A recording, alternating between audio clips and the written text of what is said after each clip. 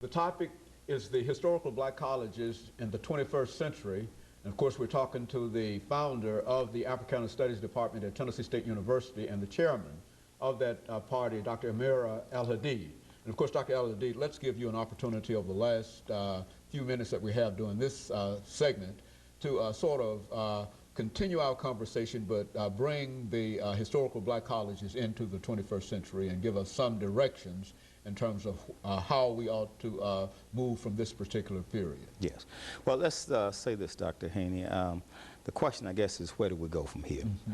Now, in the 1960s, people like Christopher Jenks and others were saying that the historically black colleges, or at that time we called Negro colleges, they were finished. Mm-hmm. And they were saying that they were finished because integration was creating a brain drain at these historical black colleges. I know, for example, that by the creation of the Black Studies programs in the Department of White Schools, a lot of those initial programs in the department were staffed by people who had been on the faculty at historical black colleges.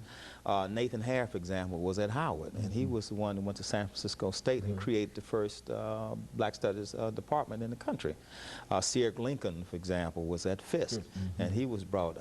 We also know about John Hope Franklin and some other. So a lot of our old guard scholars were at these historical black colleges, and they were taken to the white schools. Now, my position in terms of where do we go from here with these colleges, we obviously need to change the curriculum and make it a curriculum that is African-centered. You might have read in the paper about the students at Tennessee State talking about requiring 3 to 9 hours in the core curriculum for students at Tennessee State. I support that wholeheartedly because that is a step in the right direction. The students that come to our schools, whether they go to Tennessee State or they go to Fisk or they go to Morehouse or Spell, they know very little about themselves. They know everything about others and things, but very little about themselves. In other words, they're basically culturally illiterate as far as their own culture is concerned. So that when they come to historical black colleges, they come there expecting to learn something about their history, their culture, and to work through their identity issues. And historical black colleges should provide them with that type of academic and intellectual experience.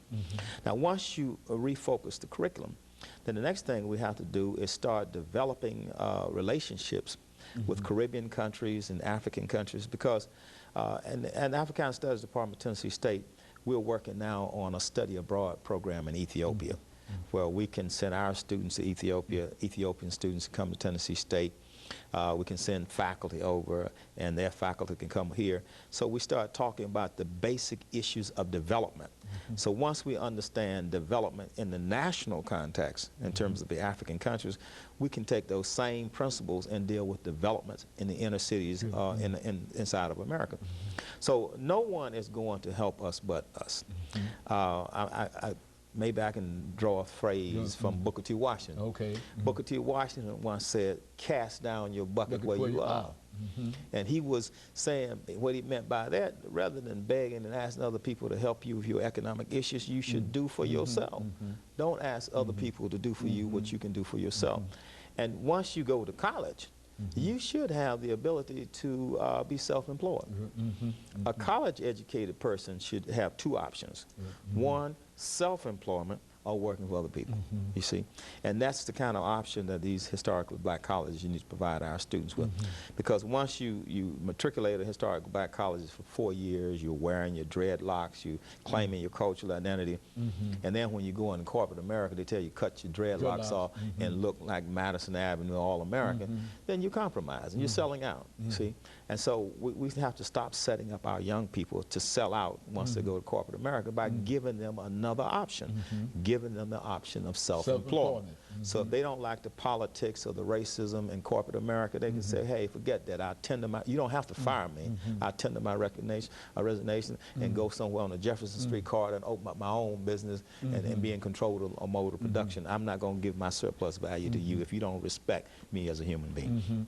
And so that's what I think historical black colleges can do. And so these institutions still can and do serve a real significant purpose in absolutely, not only among African Americans but among in the world. In the world. And I'll say that with great pride, because you have to remember that back in the early days when those African countries became independent, like Kenya and Ghana, they were going to Tuskegee to get a model of how you develop a university in Kenya, how you develop a university in Jamaica. Remember when Marcus Garvey came here, he was going to meet the sage of Tuskegee because he wanted to take that model that Booker T. Washington developed in Tuskegee, take it back to Jamaica so he could develop a curriculum based on self-reliance there in Jamaica. And these institutions can still serve as a model today to the entire, not only the world, but specifically to the African continent, where there is a tremendous need for some kind of model and some kind of leadership. Well, in America today, the only place that African Americans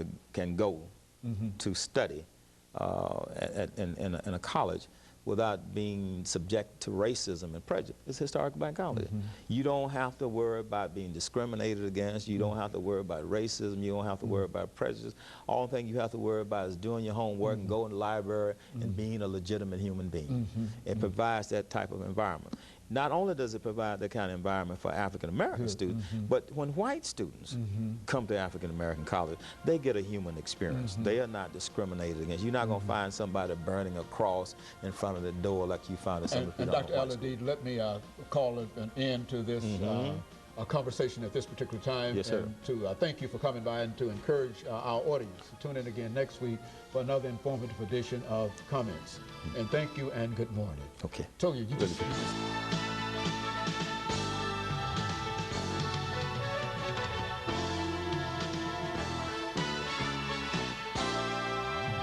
Watch the Andy Griffith Show weeknights at 10 and 10:30 on UP.